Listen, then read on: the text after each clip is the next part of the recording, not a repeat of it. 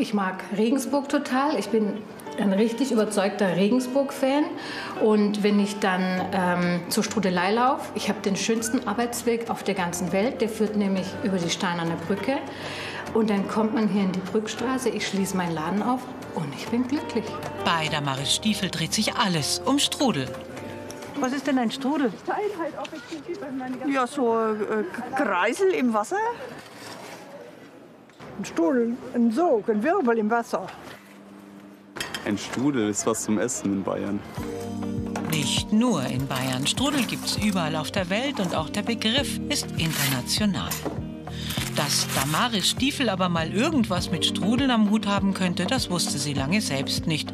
Marketing und Tourismus hat sie studiert und gut 15 Jahre lang ein Weiterbildungszentrum in der Nähe von Nürnberg geleitet.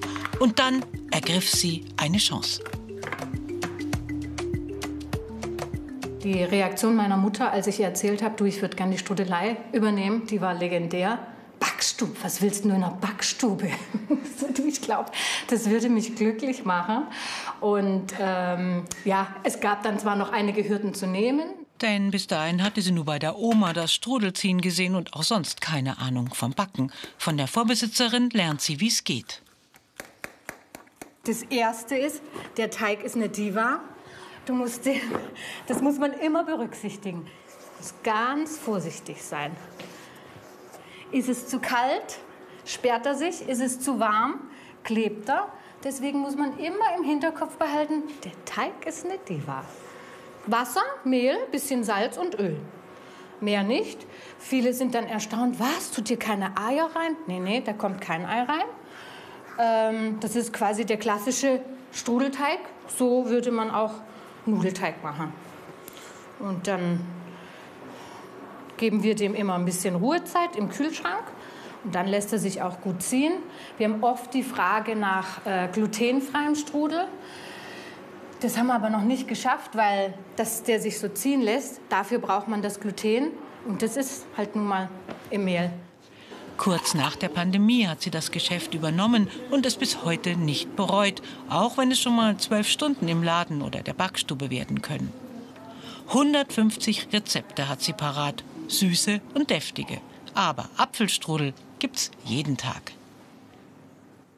Und wir machen immer Hybrid, ein Apfelstrudel ohne Rosinen, ein mit. Weil da ist Deutschland und die Welt ist geteilt bei der Rosinenfrage. Ich liebe Rosinen, aber meine Schwester von der gleichen Mutter, vom gleichen Vater, sie hasst Rosinen. Ob mit oder ohne, für 40 Minuten geht's für beide ab in den Ofen. Kurz vor 11 Uhr gleich öffnet das Geschäft. Mindestens 8 verschiedene Strudel stehen täglich zur Auswahl. Die Kundschaft mag's gerne süß. Kirsch, Schokolade, Joghurt, Eierlikör oder Marillenquarkstrudel liegen heute in der Auslage. Dazu noch ein bisschen deftig, Spargelschinken und Zucchini-Schafskäse. Der zarte Duft aus der Backstube zieht die Kunden magisch an. Good morning. Man hat echt schon total nette Menschen kennengelernt, deren Geschichte, weil es ist ja hier so klein und cozy.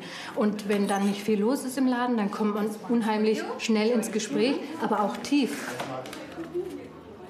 So, ihr Strudel. Von der Steinernen Brücke aus geht's für Einheimische und Touristen direkt am kleinen Laden vorbei. Etliche aber treibt's auch gleich rein und die haben eine klare Vorstellung vom Strudel. Na, auf jeden Fall muss er locker sein. Ja, fluffig, mit genügend Apfel drin. Und süß.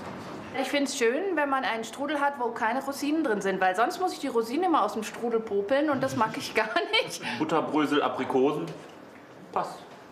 Lecker. Handgemacht und jeder Strudel prall gefüllt. Alle Zutaten bezieht Damaris überwiegend von Händlern aus der Region. Mit knapp 50 Jahren hat sie ihren sicheren Job an den Nagel gehängt, den Sprung ins kalte Wasser gewagt und sich den Traum vom eigenen kleinen Geschäft erfüllt. Und es würde mich, glaube ich, immer wurmen, wenn ich es nicht gemacht hätte und dann nicht wüsste, hätte es funktioniert oder nicht. Und so weiß ich, okay, es funktioniert, es ist sehr, sehr anstrengend, aber es gibt ja auch viel. Und so stehen die Chancen gut, dass es auch in Zukunft noch strudeln wird in Regensburg.